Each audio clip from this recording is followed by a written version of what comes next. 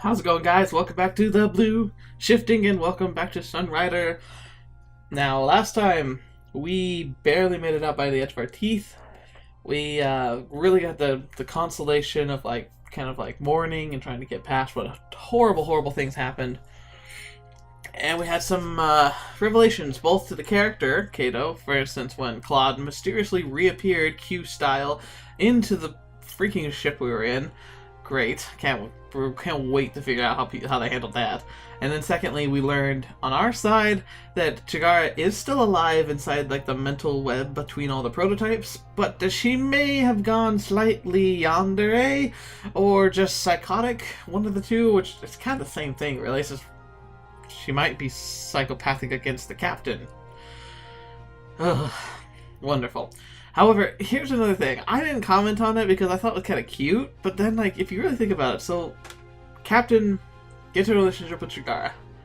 Chigara literally blows the brains out of everybody he knows and then gets shot and killed herself. And we barely make it out of there alive, losing our ship in the process. And before that is over, everyone starts flirting with the captain. What the fetch? I mean, come on. I understand they all have major crushes on him. Like, I kind of get it, honestly. But it's like, wait a day? Maybe just a one? I liked Chigara, okay? She was awesome until she went crazy. But it wasn't really her fault anyway. I don't know. Anyway, though. So now we're here. Ava and Asaga went back to Ryuvia Prime. They're going to go check out the artificial moon around the planet. They're going to see if they can discover its secrets. More specifically, they just need to get a ship. We need a new ship. And in the meantime, Kayto, the captain, and Sola are going to be hiding on the Tadaria. I think that's where we are. It's Tadaria. We're going to be hiding here because we don't want the galaxy to know that Captain Shields is still alive. So, here we are. And the music is ramping up a bit. Shields grabbed a supply pack from the life pod and put it on his back. Sola grabbed an enormous scoped rifle from a black case. She flipped open another container and withdrew a curved battle knife which she strapped onto her side. They had dropped down into Tadaria with their life pod. For now, it looked like their plan had worked, and nobody had noticed their arrival. As far as Shields could see, nothing but sand stretched on to the horizon. Oof, that sounds terrible.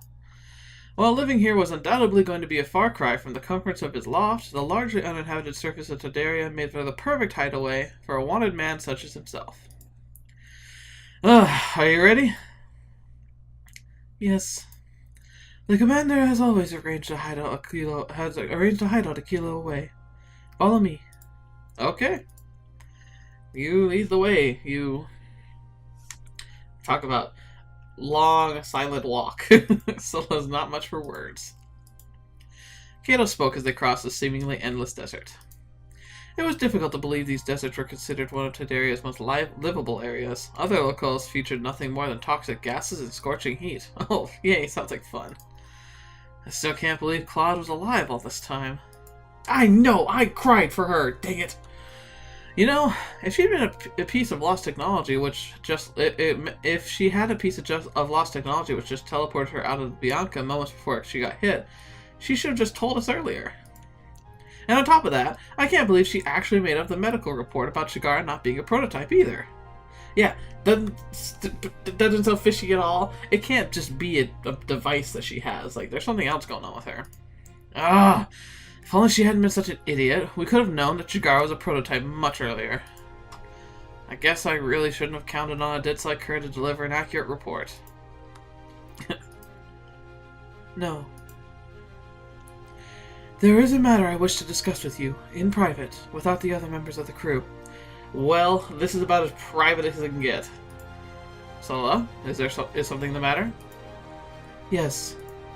I've come to suspect that there's a great deal of information that our chief medical officer is hiding. What do you mean? I believe Claude was actually the one who has been relaying our movements to the prototypes. What? Sola, you need to say something like that sooner. No, the matter is far more complicated. I have had a vision where I spoke to Claude. It was like a momentary trance, where all of my surroundings faded away and I floated in midair. It was as if I was suspended in deep sleep once more. Yet I was still in control of my body. During this vision, I learned that our chief medical officer was, in fact, an ancient Ryuvian like myself. See, okay, I had suspicions, but that still seems like such a stretch. I mean, no offense, this has been very well written up until this point, but we're starting to creep into this, like, convenience territory. It's almost like how Superman is supposedly the last kryptonite, but then there's Superwoman, and then there's Zod, and like everyone in the Phantom Zone. It's like he's not really the last, but he's the last at the same time. Like it's kind of the same thing with the Ryuvians. Like Sola was like a very unique character, and then when Asaga got revealed, that made sense because she's like a descendant, even though she's more powerful. But I was able to float with that one. And then it was like, oh, and Arcadius is also unlocking these potential. I was like, okay, run that one by me again. How's that even possible? Because she's supposed to be a prototype. But I was like, maybe ancient Ryuvian technology? Maybe that rider kind of unlocked it in her? I don't know. And now Claude is also yet another one. It's like, I mean, 4 may not sound like a lot, but for an ancient race of super powerful technologists that went extinct thousands of years ago, it's like a bit of a stretch. Anyway, moving on. But she could not have come from my era, for she was far more powerful than anything I could have imagined. Indeed, if my suspicions are correct, she may have attained a power far more terrifying than even the mightiest Ryuvian emperors of the ancient past. The power to bend both space and time. Such powers were beyond even the Ryuvians, for if such a power could have been attained, the Holy Empire would never have collapsed. Even if it had, one could easily restore the Empire by simply traveling back in time. Well, time's complicated. And so Claude's effectively a Time Lord. She probably understands that a little bit. She even talked about it with Alice a little bit, like how she kind of has to fix things so they don't unravel. Like, there's probably things that she couldn't do if she wanted to. The implications of this discovery were too terrifying for me to dare speak. Indeed, I feared if I exposed the truth of her identity, she may simply write me out of existence. You're telling me Claude is a time traveler? No. Far more than that. If such an entity could be given a name, then the closest description of her would be a god. Claude is God. Oh, not a god. The god. What? No, I'd be like, screw this. But not a god that seeks to be worshipped or feared. A god that seeks amusement. Like Loki. Well, original Loki, not Thor, brother in the movie Loki. An entity which merely desires to watch over the insignificant little mortals at her feet and nudge them around for laughs. Shields could hardly believe what he was hearing. The notion that Vizikar S. Arcadius was actually just a petite girl who would have been easier to swallow than this revelation. Oh, well, that kind of was what... That good-for-nothing hack of a doctor actually a deity? Yet, the situation is still more troubling. I believe the sole reason for Claude joining the crew of the Sunrider was to lead you to me. What makes you think that? Given the new revelation that I was merely in a cold sleep for mere months, there is only one remaining explanation as to how I ended up in this timeline, given the circumstantial evidence at hand. Claude brought her to the future. What? Why? I am too a time traveler, albeit an unintentional one. I must have warped forward in time 2,000 years, just moments before the activation of the Sherlock's final tier. That would have further explained why I survived the certain death that the final tier would have caused. Claude has come to return me to my own timeline. Oh. Ooh. Oh boy. So that this timeline can be fixed. Already, my existence in this universe has begun to dramatically change the course of the galaxy's history. If I were to remain here, surely the entire fate of the universe may be at stake. Slow down, Sola. I'm not quite following. I'm following.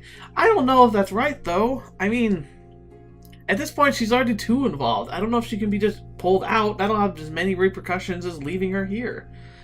I mean, she'd have to be erased from time, or at least her actions would have to be undone, and then it would mean that all of this didn't matter. Although, if you could also send a message to the Kayto way at the beginning, that could also be good. But Solo's been very important to us. Why do you believe being here means the universe is doomed? My arrival has already changed the course of this universe's history. If the timeline were to deviate any further, I feel that irreparable time paradox could occur. I am effectively a rogue agent, which should not exist in this universe. If I am to accidentally cause an event which would otherwise be impossible in the original timeline, then the entire space-time continuum could very well collapse. Well, she's looking at time as linear. That's her problem. If you look at time as linear, then obviously it looks like you can just completely royally screw everything impossible. But if you look at time as a whole, a grand circle, I guess you could say, a Mobius strip, and see that it flows well within itself, that the instant she left, the timeline was changed. And her actions, while she doesn't see what her future will hold, it's already technically happened. A being like Claude may see that. So if Sola has to be returned, it's because she's already destroyed the universe. It just hadn't happened yet. I hope you're following this. So that would be the case. However, why would Claude take her time doing that? Well, I guess she's fickle. Oh, fetch. That answers everything. Gosh darn it, Claude. Put another way, my existence changes the timeline so majorly as to alter the course of history. This entire universe will simply collapse.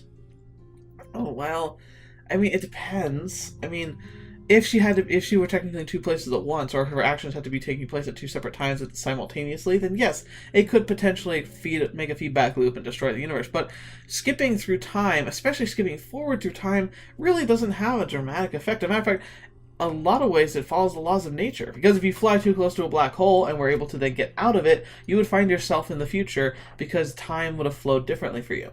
So I feel like she's exaggerating it too much. Potentially. Going back in time, now that creates problems. I am a threat more dire to this universe than either Pact or the prototypes. I don't buy it, but that's just me. That's me. I study physics. I don't have a degree, but I know what I'm talking about. Obviously. One which must be removed. No, I'm not going to allow that, Sola. You're one of us now. Shields gripped Sola's shoulders. From what you've told me of your timeline, if you were to go back to it, you'd just be used as a pawn again. No, worse, you'd be killed right away. You said it yourself, right? You time warped just a second before the final tear burst.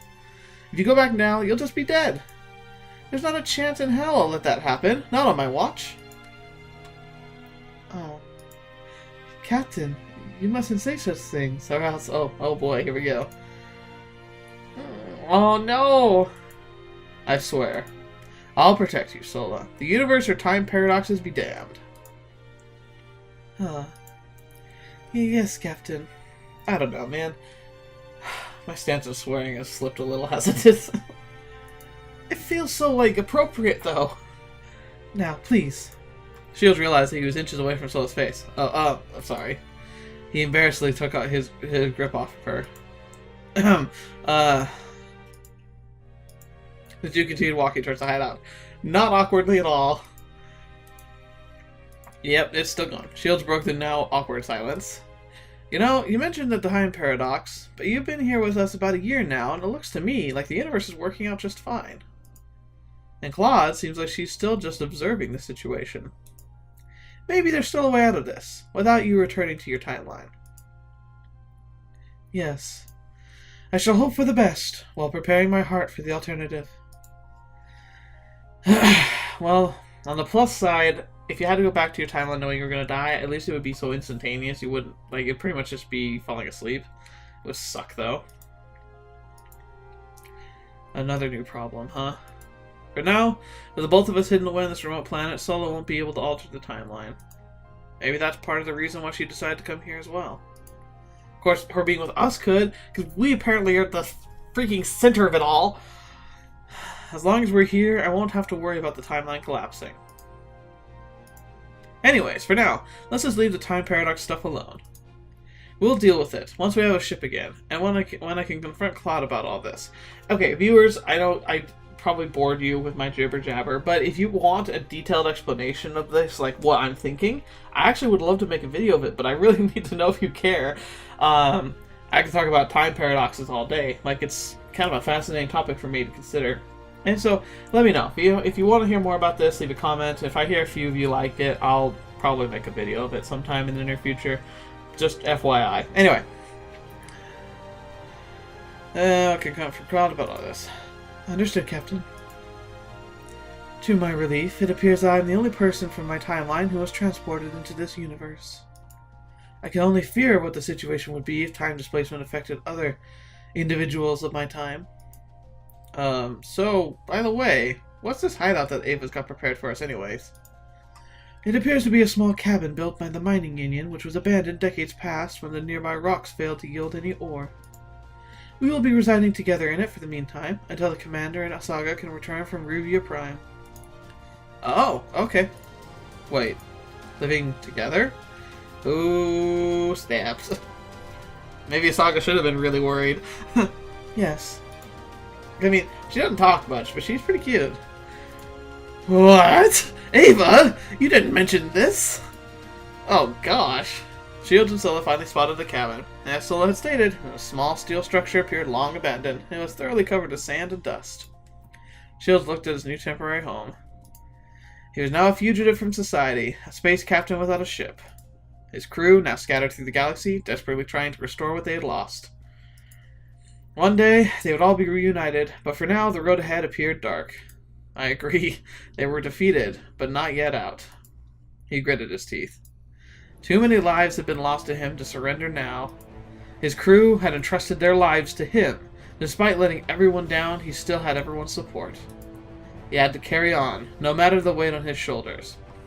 Essence of leadership there. Leaders don't feel confident, and they don't do it right all the time. But we sometimes see them like that, and that can be such pressure.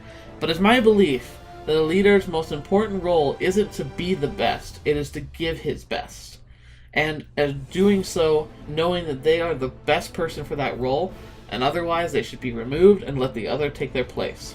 But if you believe that you are worth your salt, if you really know that you are the best option that people have, you should jump into the chance, become the leader people need you to be, and never give it up, never doubt yourself beyond the point of reason, and always strive for excellence. If you always are striving to become better, you really will become the great leader you need to be. And I think this is a great example of that. He looked into the distance with Sola. They would rebuild from this point on. His losses had been grave, his wounds were beyond the physical, but he was still alive to fight another day. As long as he had but a sliver of strength left in him, he would keep trying to restore what was lost. Oh, it's so epic. Despite all they had worked for, the prototypes had managed to thwart them. Their mission was vast, and their efforts even mightier, and they'd gotten close to winning. But at the last moment, the enemy had one last trick up their sleeve and snatched victory away. And because of that, Chikara... No, she was still alive.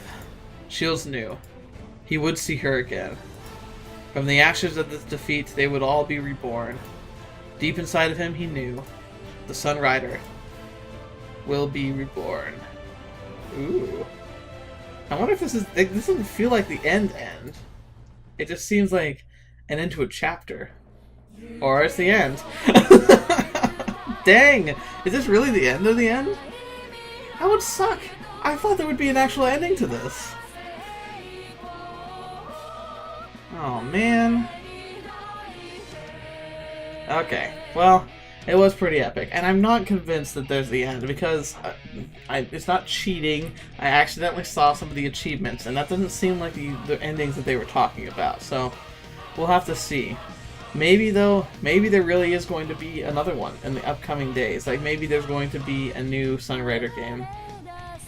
But, oh, I wonder. I'm going to have to look that up now. Because I didn't know to even think or to look for one, but that'd be really cool if they had another one coming.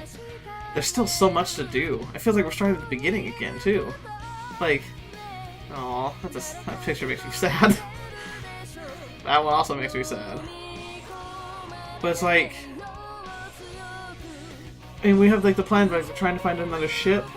We're trying to like, I know like the Dark Fleet that, oh, that might be what Sola was worried about. The mentioning of the Dark Fleet that's supposed to be coming. Perhaps Sola, whatever, let Sola jump forward in time. Maybe someone from the past, Ryuvia Nation, when like it started collapsing, somehow exploited that like loophole, that problem in the system that eventually allowed them to jump forward, and now they're gonna come and they're gonna mess us up bad. Ooh, that could be cool or horrible, but at least it would maybe be a unifying force where we once again might actually be able to make things work together with everyone. We can actually unite Pact and the Alliance together to fight against this like Dark Fleet, whatever that is. I want another one! If anyone is listening, which you won't be, but if anyone who works for Love and Space is listening to this, please let me know. I'd love to know, have an insight, and trust me, I will do whatever I can to jump on that Kickstarter, because this was a great series. So, like I said, I don't think this is the end, but I think that this is the time to talk about that. Otherwise, though, besides the fact that the Ryuvian people just keep popping up out of time on, another explanation for why there's so many of the darn things. But otherwise, like, it's all been fantastic so far. Is it a work of fiction? No way. Like, it has to say that in the scroll. And no space whales were harmed in the making of this game. From death, we will all be reborn. Aww. We thank the following Kickstarter backers. Okay, so these are the people who like did all the kickstarting stuff, which I am very appreciative of. And like, I didn't even know, like, this came out and did all of its stuff pretty much before I knew. Oh look, Claude is the best girl. No, she's not. But I think I would have if I could. I loved the first game. Like, I could not believe how amazing it was. I can't remember how I came across it. I think someone recommended it to me long before I started my channel. And I started playing it, and I got overwhelmed with how freaking hard it was. And then when I started my channel, I was just like, you know what? I was really liking the story. I'm going to try again and work really hard on it. And I actually was able to beat it. Of course, I shame myself because me working hard on it was not like playing it on a very super tough setting. Because that's another thing. It's like, I'm definitely not a great gamer, by far. I mean, I love it, and I love putting myself through a challenge, but a challenge at my level is not the same as a challenge for someone competitive, especially. Oh, man. Anyway, I'm gonna click through these people. I appreciate it. Like, these people are awesome. You can pause it if you want to actually read the names, because some of them are clever. Thug Life Otter, like there, that's a great one.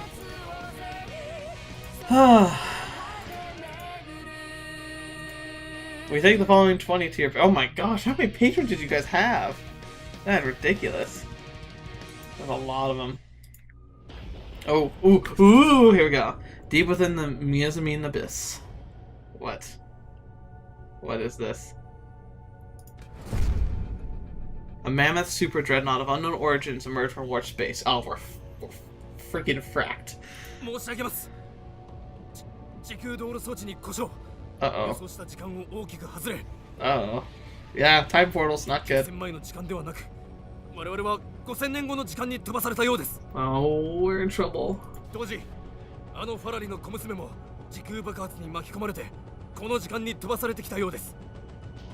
Uh-oh. Oh, no.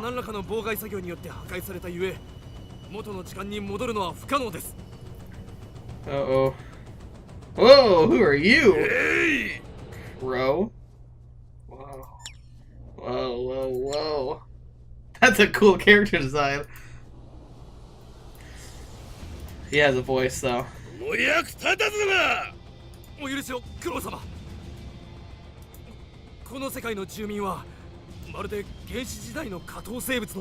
Oh, fetch, man. This is not good.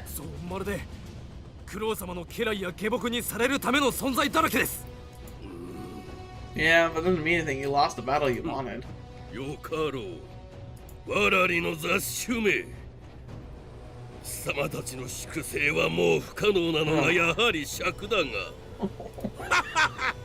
Yeah, great. This guy looks fun. Oh, and I think that was the planet the Sola came from. Yeah, so they must have followed her.